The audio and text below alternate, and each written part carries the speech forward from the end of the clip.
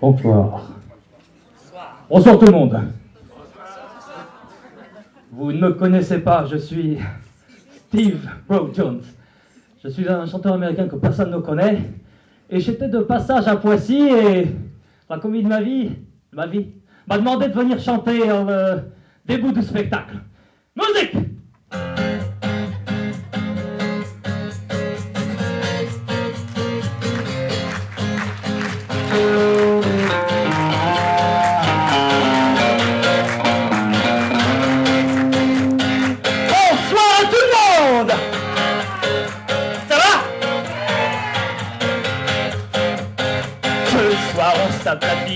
On joue tu la biche. Elle écrit une lettre, peut-être à son amant. Voudrait-elle tromper son mari Fougalas?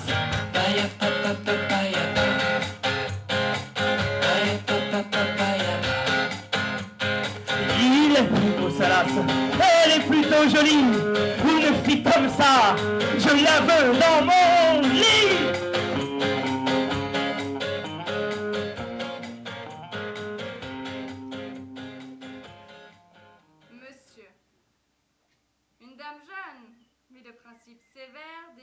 Entretenir. Ah non, entretenir présente un sens équivoque peu convenable. Désir, vous parlez d'une chose qui vous intéresse. Elle vous attendra chez elle, aujourd'hui à 2h rue Caumartin. 45.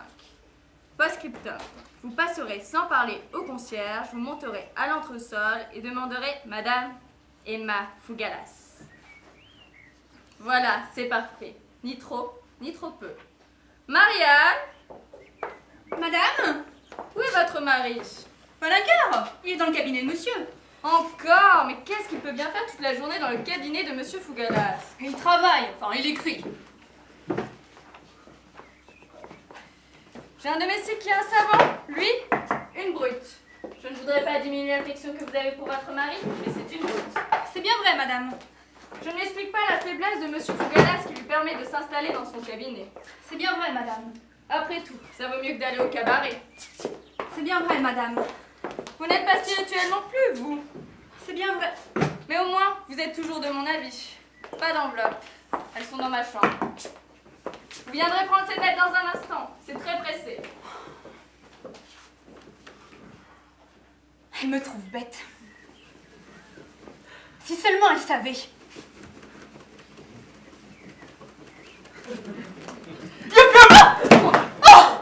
Oh, mais finissez donc, vous m'avez fait peur! Bah, puisque ma femme est partie, voilà un quart d'heure que je guette. Délicieux! Eh bien, si mon mari entrait, il est là, dans votre cabinet. C'est juste, je vais placer un factionnaire. Ainsi, nous serons tranquilles, enfin. Ce que j'en fais, c'est pour te contenter, car il n'a pas l'air bien terrible, ton mari. Oh, il ne faut pas s'y fier. Il est très jaloux et s'il s'apercevait de vos petites manigances, il vous donnerait un coup de couteau. Ça ne ferait pas un pli. Il semble pourtant bon enfant. C'est vrai, le dos tourné, il n'y penserait même plus. Merci. Il faut donc user de ruse. Et si tu le permets... Non, vrai, ça ne se peut pas. Pourquoi? Et je ne veux pas tromper votre femme. Mais ce n'est pas toi, c'est moi qui la trompe. Il y a à peine un mois que je suis ici. Attendons le mois prochain, si tu préfères. Oh non, madame est si bonne. Elle est bonne. Oui, mais elle manque de gaieté dans le tête-à-tête. Êtes-vous assez mauvais sujet à votre âge? Il est vrai, je suis fantaisiste. D'ailleurs, si tu le permets... Encore? J'ai un atelier au 3e étage, où je m'amuse à tourner des coquetiers et des ronds de serviettes. Je t'en donnerai si tu es gentille. Voilà mon idée. Je vais tousser toute la journée. On va dire « Mon Dieu, quel rhume! Mon Dieu, quel rhume !» Et ce soir, à 9h, tu me monteras ma tasse de bourrache. Eh oui, compte là-dessus. Marianne! Est-ce convenu? Pardonnez-moi, madame m'appelle. Elle y viendra. Je l'avoue, j'ai un faible pour les femmes de chambre. Mariées. C'est pour cela que je recommande toujours au bureau de placement de ne m'envoyer que le mari et la femme. Pas d'ennui, pas de chaîne, pas de mobilier à donner. Par exemple, c'est désobligeant quand le mari est jaloux, à cause du petit couteau. Mais Falingard ne se doute de rien. Je le gâte, Mais je le gâte. Il est paresseux, grognon, et il ne fait rien de ses 10 doigts. Mais il a sa femme.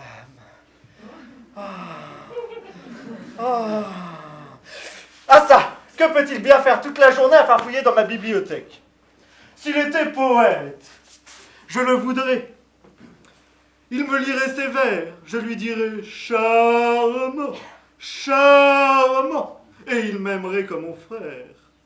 Mon idée de contrefaire l'homme enrhumé est d'une rouerie infernale.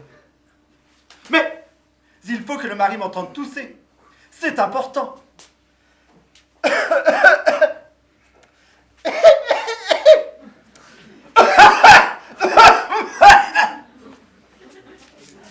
Je vais le faire venir. Falaga! Falaga! Oh, mais quel est l'imbécile qui fout toujours des chaises devant les portes? C'est le hasard. Monsieur m'appelle? Oui, mon ami.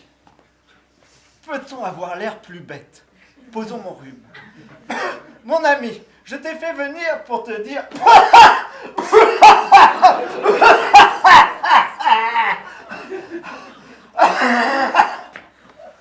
Monsieur est enrhumé? Comme un bœuf. Le rhume, c'est bien simple. Vous êtes dans un endroit, il fait chaud, tout à coup, le froid vous saisit la peau, interdit les nerfs, occasionne la circulation qui ne se fait plus. Voilà comment ça se gagne. Bon, monsieur n'a plus rien à me demander. Non, mon ami, ce sera tout. Tu vas retourner travailler? Oui. Dis donc, tu me les liras un jour, quand il pleuvra? Quoi donc? Tes vers. Mais je fais pas de vers. De la prose, alors? Non plus. Ni prose, ni vers, mais que fais-tu dans ma bibliothèque? Monsieur, j'ai quelque chose à vous dire. Je ne suis pas né pour être domestique.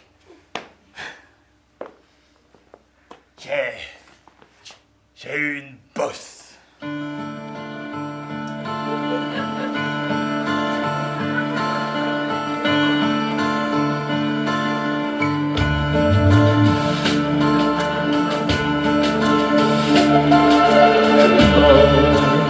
C'est un mot qu'on irait inventer pour lui. Quand il marche et qu'il met sa brosse à jour.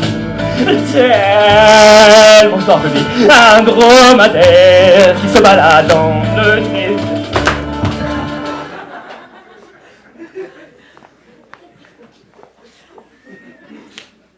Parbleu, je le vois bien. Mais je parle pas de celle-là, ça c'est une contusion. Un coup de poing que j'ai reçu dans mon enfance. Mais j'ai la bosse de la médecine. Tu veux être médecin? Non, vétérinaire, c'est plus avantageux parce que si on tue l'animal, la famille ne réclame pas. Tel que vous me voyez, je suis sur le point de faire une découverte qui étonnera le monde. Qu'est-ce que c'est? C'est un secret. Ah, je m'en fiche. Monsieur n'aurait pas dans sa bibliothèque un livre sur les maladies du mouton?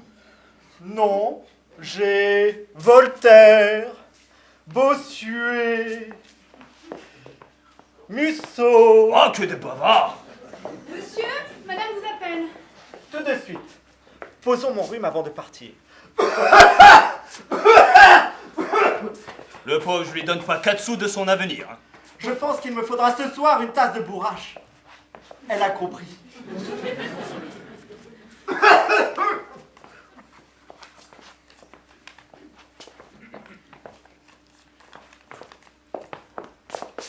Tiens, une lettre apportée tout de suite.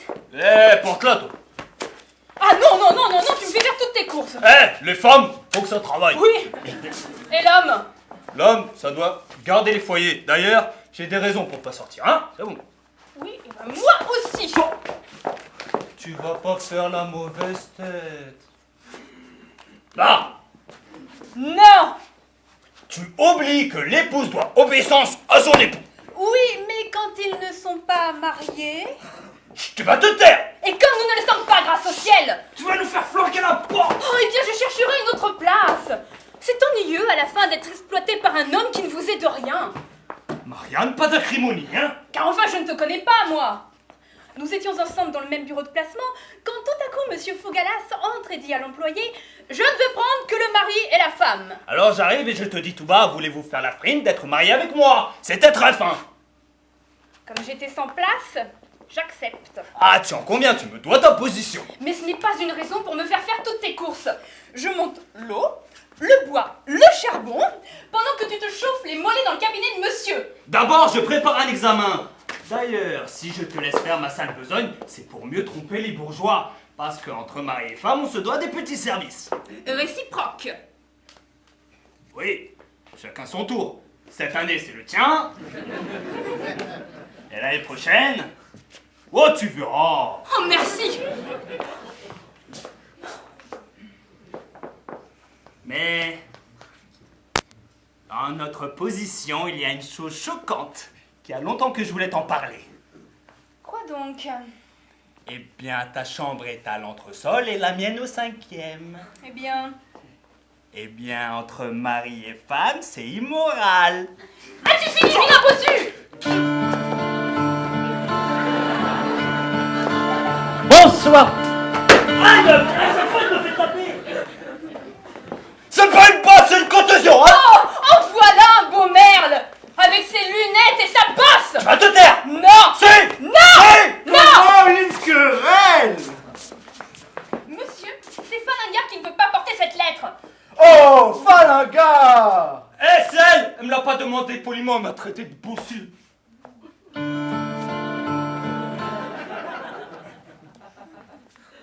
hein? Oh, Marianne! Eh bien, je ne l'apporterai pas non plus. Dis-moi.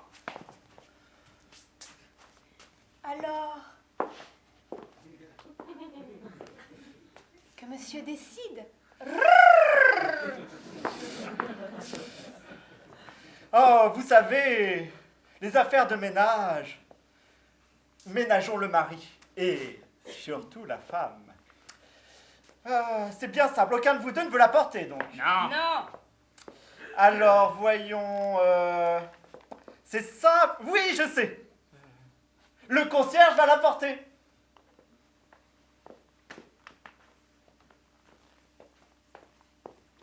Dans ce cas, j'accepte. Oui.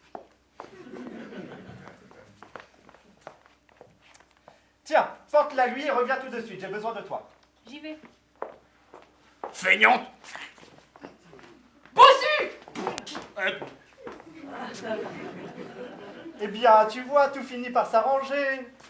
Vous êtes trop bon avec elle. Les femmes, faut que ça travaille. Dans mon pays, c'est elle qui laboure. Et les hommes, qu'est-ce qu'ils font? Bah, ils s'aiment. Le soir. Parce que la journée, il fait trop chaud. Oh. Dis donc, mon ami, j'ai une requête à t'adresser. Oui. Voilà 8 jours que tu négliges de cirer mes bottes. C'est bien possible, mais quand on n'est pas né pour quelque chose, hein. Oh. Oui, mais j'en ai 8 paires. Elles sont toutes sales. Ne pourrais-tu m'en cirer une paire? Mais on est plus à l'aise en pantoufles. Il est vrai, mais j'ai besoin de sortir. Cire-moi uniquement une paire. Vous me le demandez poliment. Vous? J'accepte. Vous êtes un bon maître, vous. Vous traitez bien les domestiques. J'y vais.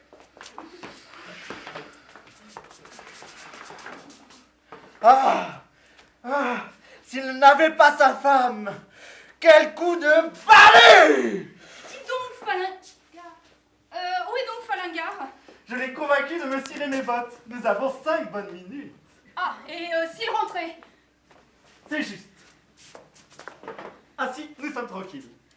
Et madame? Quoi, madame? Si elle arrivait? C'est juste.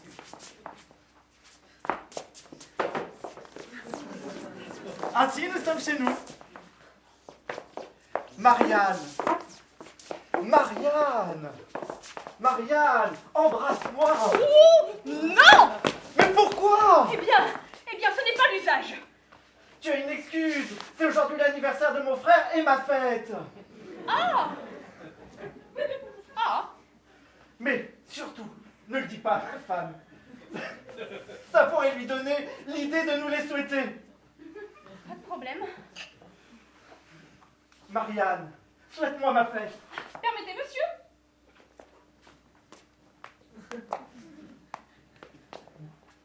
De la violette? C'est excellent pour le rhume. Oh, méchante! Embrasse-moi! Finissez donc! Mais embrasse-moi! Le mari m'a-t-il vu? Quel est l'imbécile qui fout toujours des chaises devant les... Ce n'est pas moi, il ne m'a pas vu.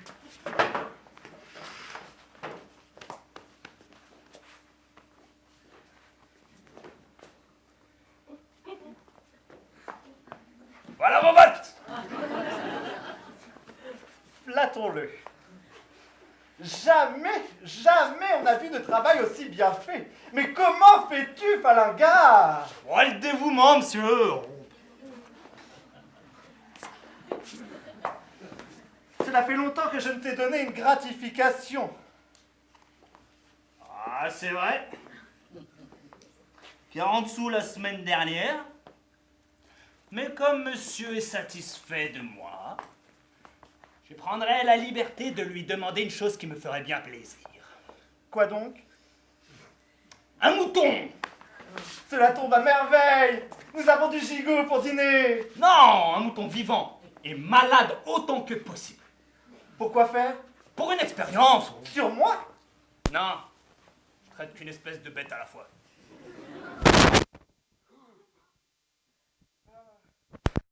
Malade. À l'entresol, je ne sais pas si ma femme... Vous lui direz que c'est pour l'engraisser et pour le manger, ça l'amorcera. J'y penserai. Un mouton malade à l'entresol, merci bien.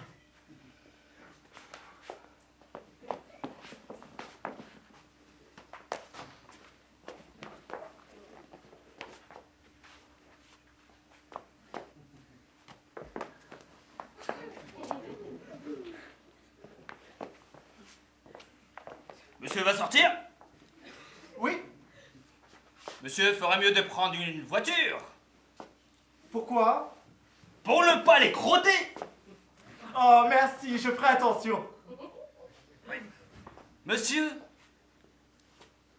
oserais-je prier monsieur de me faire une petite commission pendant sa promenade? Ah, s'il n'avait pas sa femme. Oui, bien sûr.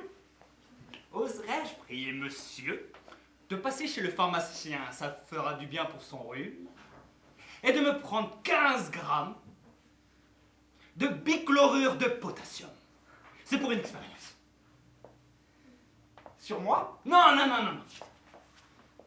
Nous disons donc 15 grammes. De bichlorure de potassium. Répétez pour voir. C'est une... Si, répétez! Bichlorure de potassium. Es-tu content? C'est un bon maître, vous. Vous traitez bien les domestiques, vous.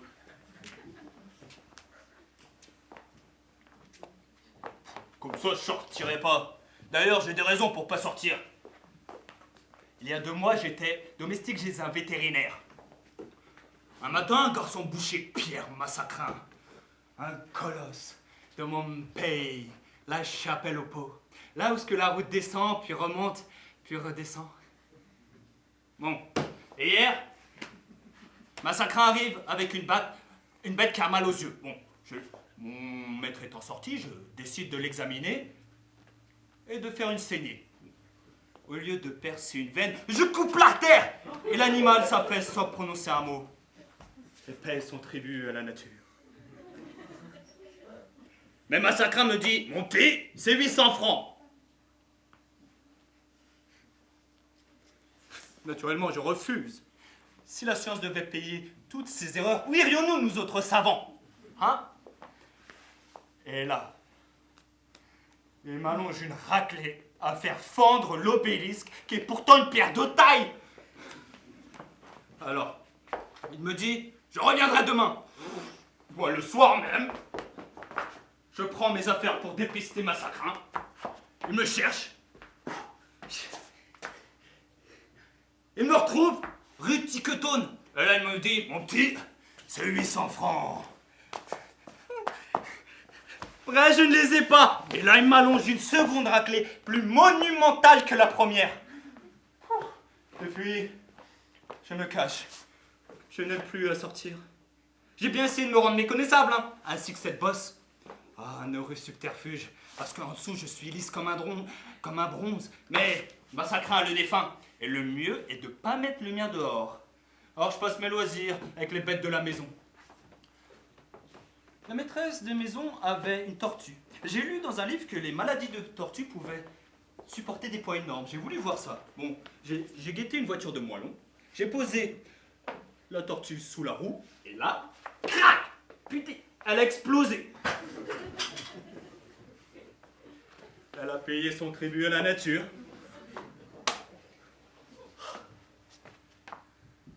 Hier, la perruche de madame était mélancolique. C'est pour elle que j'ai demandé du bichlorure de potassium. C'est un dépuratif, ça dépure. Je vais voir si elle va mieux.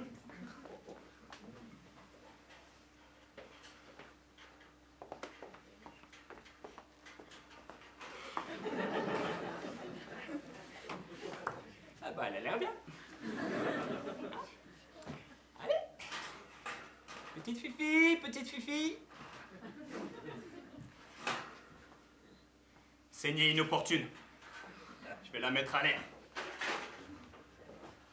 Quel est donc l'imbécile qui s'amuse à mettre des chaises devant la porte? C'est le destin. Quoi? C'est hasard.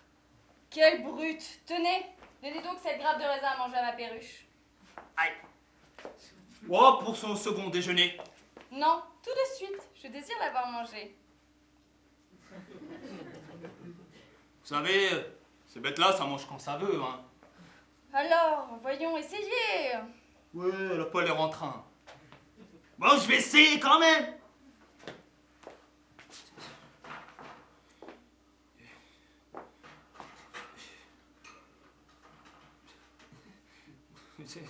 Bon raisin pour Fifi, bon raisin pour Fifi. Alors, mange-t-elle?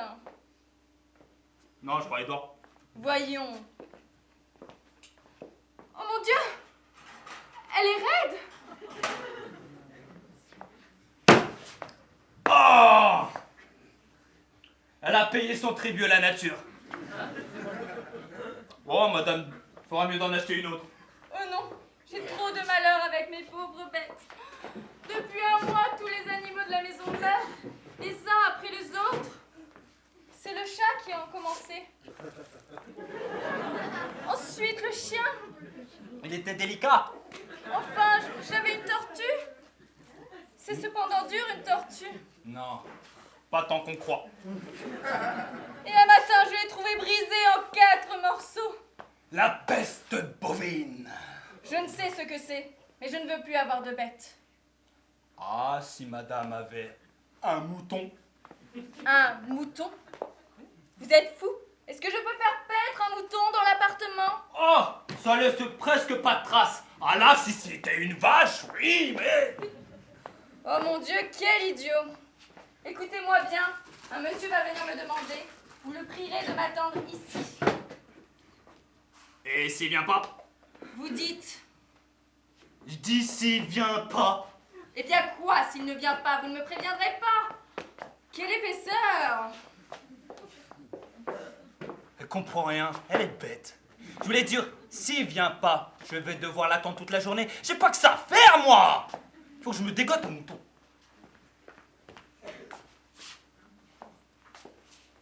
Madame Emma Fougalos, je vous prie. Ah! C'est vous! C'est vous qu'on attend. Oui, D'accord.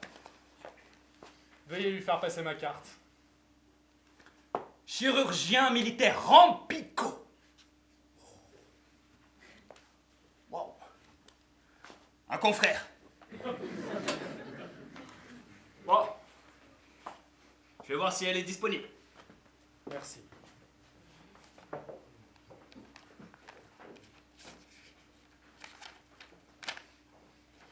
Une femme, jeune, mais de principe sévère, désire vous parler d'une affaire qui vous intéresse. Qu'est-ce que cela veut dire? Je flaire une aventure. À tout hasard, je me suis fait coiffer. Si c'est une vieille, j'en serai pour mes frais. 50 centimes. Monsieur Rampico? Lui-même, madame. Hé hé, elle est très rebondie. Excusez mon embarras, je suis tout émue. Être seule, avec un militaire. Remettez-vous, belle dame, remettez-vous. La démarche que je fais auprès de vous est tellement inusitée. Vous me trouverez sans doute. Faites pour charmer, belle dame, faites pour charmer. Ah, vous êtes galant. Très rebondi.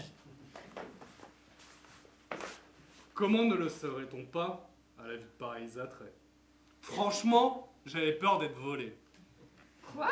Je me disais, c'est sans doute quelques laidrons en souffrance, et je tombe sur une femme éblouissante. Madame, le premier jour où je vous vis, je sentis que mon cœur était fixé là pour toujours. Comment? Je ne suis pas de ces hommes légers et inconsistants, comme on en trouve malheureusement trop dans la société, qui prennent les femmes uniquement pour un moment de poésie, et qui, le dos tourné... Mais vous vous trompez, monsieur. C'est pour vous parler d'une autre personne que je vous ai fait venir. Ah bon? Ce n'est pas pour votre cas alors. Mais non, c'est pour vous parler d'une de mes amies de pension. Faites-la voir. Mais vous la connaissez, Madame Kerdoïne de Lampadas, une jeune veuve de mon âge. Ah, moins bien. Elle m'a confié qu'elle avait eu le malheur de vous écrire une lettre. 33 lettres, belle dame. 33 lettres. Eh bien, ces lettres, je suis chargée de vous les redemander. Ah non? J'y tiens. J'écris mes mémoires. Voyons, monsieur Rampico, vous qui êtes si bon avec les dames, vous ne voudriez pas compromettre cette pauvre Kerdoïne? Je suis sûre que vous ne le voudriez pas. Oh, ne me regardez pas comme ça. Allons donc. Vous Allons m'enflammez. donc.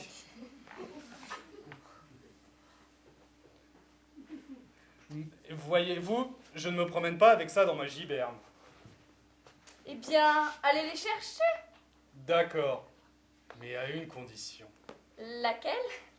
Il y en a 33. Cela me fera 33 visites. Et pour chacune d'entre elles, je vous demanderai un baiser. Ça jamais. Je vais chercher la première et je me paye d'avance. Oh.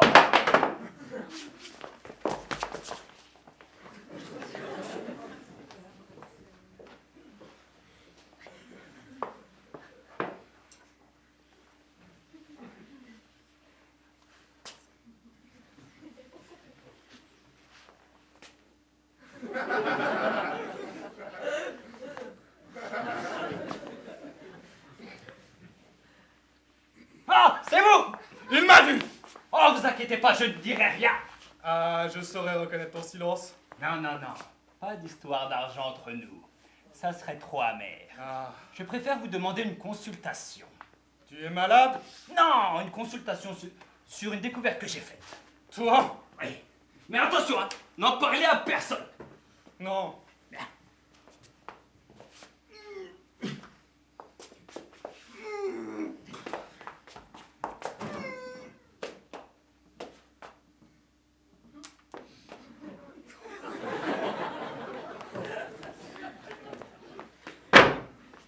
D'abord, connaissez-vous le tournis du mouton? Le quoi? Une maladie qui les fait tourner, tourner, tourner, tourner.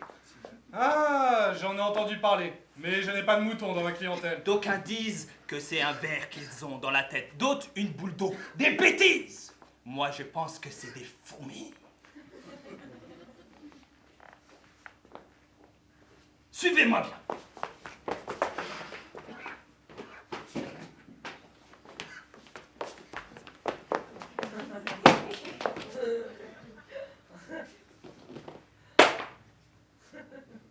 Les moutons mettent le nez par terre pour manger. Or, à terre, il y a des fourmis.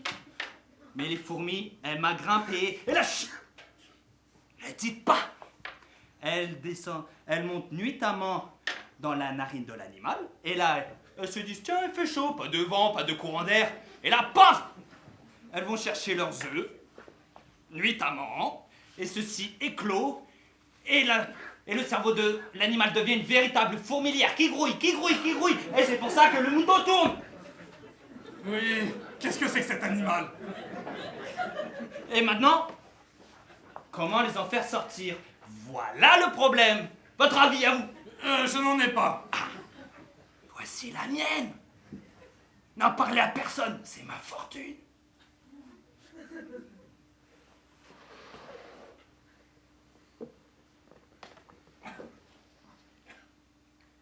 mettez sous la narine de l'animal un livre de miel, Oui, un livre de mélasse, oui. un livre de confiture. Ah non, je préférerais lui donner 100 sous. Et là, comme les fourmis aiment descendre, aiment les sucreries, et là elles descendent, elles se poissent, elles gigotent dans la mélasse. Elles ne peuvent plus remonter, le mouton est sauvé.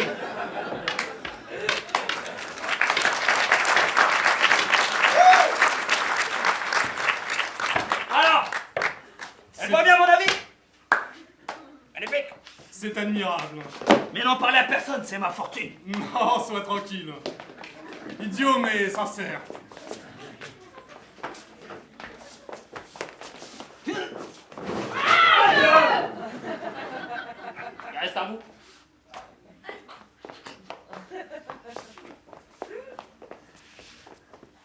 Tiens, voilà ton potassium. Un étranger. Monsieur. Monsieur, le mari sans doute. Je ne sais que lui dire. Il est gêné. Qu'est-ce que cet homme-là? C'est le chirurgien Rampicot que je suis allé chercher pour votre rhume. Ah, que le diable t'emporte. Monsieur tousse beaucoup? Très peu, je n'ai presque rien. Un rhume n'est jamais peu de choses. Dormez-vous? Bien.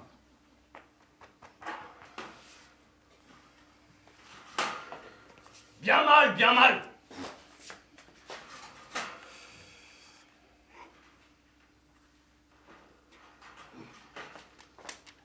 Voici une petite ordonnance. Je reviendrai tantôt juger de l'effet. Mais c'est inutile, docteur, je n'ai presque rien. Ne revenez pas. Si, je reviendrai. Mais non, docteur, ne revenez pas. Docteur. Je veux une langoustine pour le dîner. Je vais lui faire boire ça. Il paraît que ça dépure.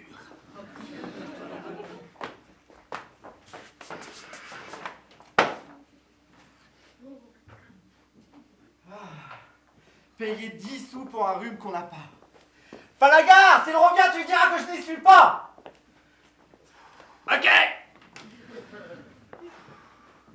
C'est un carotteur.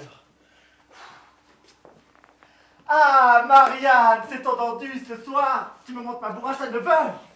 N'y comptez pas, vous n'êtes pas un homme sérieux. Pas sérieux, moi. Vous dites que vous m'aimez. Qui me le prouve? Qu'il le prouve, mais les sacrifices que je ferais pour toi si tu étais en position de les accepter. Comment? Ah, Marianne, que n'es-tu libre? Il y a longtemps que je t'aurais extrait de la condition subalterne dans laquelle tu végètes. Est-ce possible? Qu'est-ce que vous comptez m'offrir? Je t'offrirai un appartement splendide, avec des fauteuils en or, des pendules en or, des chaînes en or. Bien vrai? Tu en doutes? Votre parole d'honneur? Je le jure. Mais à quoi bon s'égarer dans le pays des chimères? Tu es mariée, tu es la femme de Falaga. Eh bien, c'est ce qui vous trompe. Quoi? Je ne suis pas la femme de Falingar. Hein? C'était une frime pour entrer chez vous. Pas mariée? Falaga n'est pas marié. Et il me fait faire ses courses, ne cire pas mes bottes, me fait barricader mes portes. Ah, ça, nous allons voir. Falaga! Falaga! Je crois que j'ai fait une bêtise.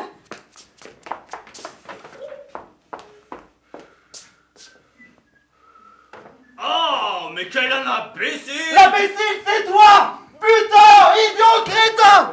Ah, ça soulage. Qu'est-ce que j'ai fait?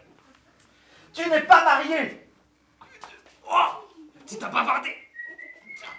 Va faire tes paquets. Je te renvoie. Ah, on a 8 jours! Ah! C'est toi où je te fais arrêter pour abus de confiance. Mais que se passe-t-il donc? Il se passe que je chasse ce drôle. Il m'a trompé. Qu'a-t-il fait? Il s'est moqué de moi. Il n'est pas marié. Pas marié? Mais alors sa femme non plus ne l'est pas? Tiens, au fait. Allez faire vos paquets, mademoiselle, je vous chasse! Ah, ce n'est pas là ce que je voulais. Ça t'apprendra à bavarder. Eh bien, vous êtes encore là? Madame, monsieur, ne refuserons pas un certificat de bonnes mœurs.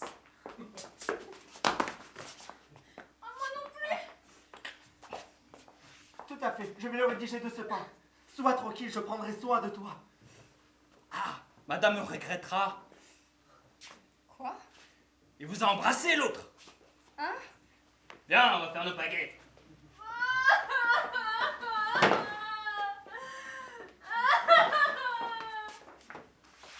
Oh mon Dieu, je suis perdue.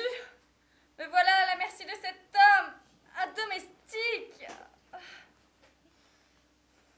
Vous êtes seul? Vous, docteur, partez. Je ramène la numéro 2. Et selon nos conditions... Jamais. Mon mari? Tiens, voilà les certificats. Le docteur? Mon cher client, comment vous portez-vous aujourd'hui? Bien mieux, je vous remercie.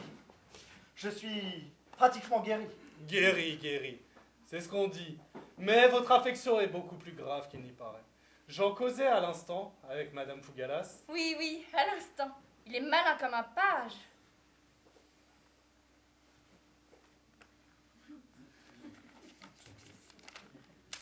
Voici une seconde ordonnance.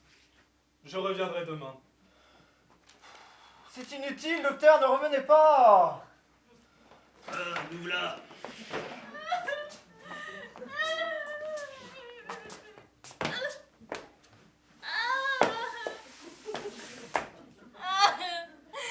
Ça fait tellement peine de quitter monsieur. Pauvre fille, elle m'émeut. Ah, madame me regrettera. Moi qui suis un homme si discret, Attendez, qui garde pour lui tout ce qu'il a. vous resterez. Mon ami, il y aurait peut-être un moyen de garder ces pauvres gens. Surtout Marianne. Les deux. Nous les renvoyons parce qu'ils ne sont pas mariés. Eh bien, marions-les. Oui, c'est une bonne idée. Ça va, Tim? Oh, merci, un bossu. Il y a des boss dans le monde qui ne sont pas vraiment des boss. Mais je ne peux pas parler à cause de Massacrin. Massaki? Un garçon bouché qui a de la poigne. Une espèce de colosse. Je le connais. De la chapelle au port. Là où est-ce que la route descend, puis remonte, puis redescend. Il avait des engelures. J'ai commandé une saignée. Il a payé son tribut. Comme la torture. Je n'ai plus à dégrader mon physique. Maintenant qu'il est plus là. Il se déshabille. Falingard, il y a des dames. Mais il y a des dames, Falingard.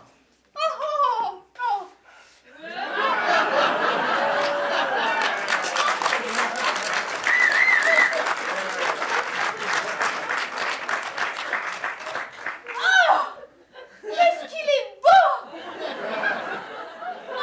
Il est mieux. Peux-tu m'épouser? Oh, je veux bien, j'allais te demander. Ménageons le mari. Tu auras ton mouton. Soyez discret.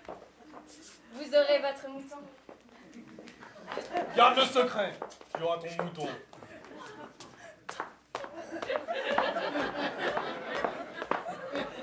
Ah, 3 moutons et une femme.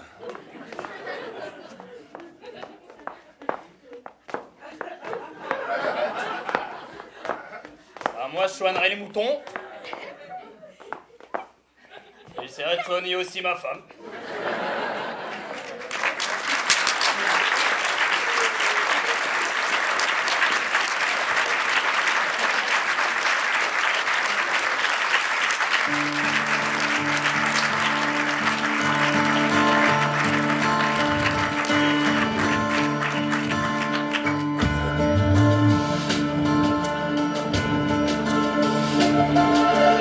L'eau, c'est un mot qu'on dirait inventé pour lui.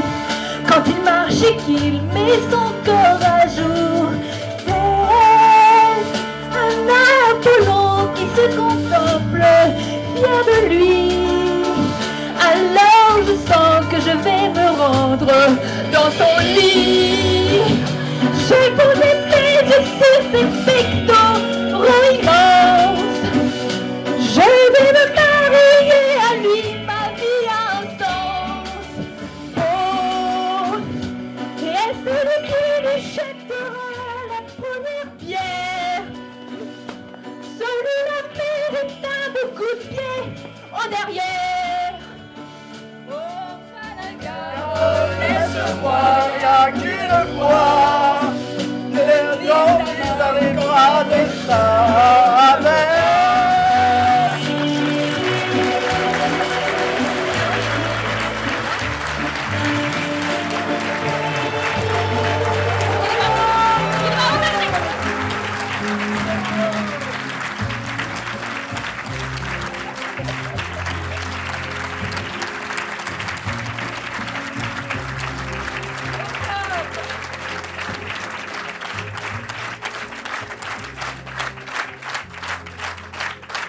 Alors on va... Hein? Alors il va y avoir une entracte de 5 minutes, juste le temps qu'on change de décor et qu'on passe à la pièce suivante, donc qui est la poudre aux yeux de la biche. Donc voilà, si vous voulez vous aérer 2 minutes, parce qu'il fait très chaud dans la salle, j'ai l'impression. J'ai jamais dit ça, non? Donc voilà, 5 minutes d'entracte, voilà. Merci beaucoup. Merci.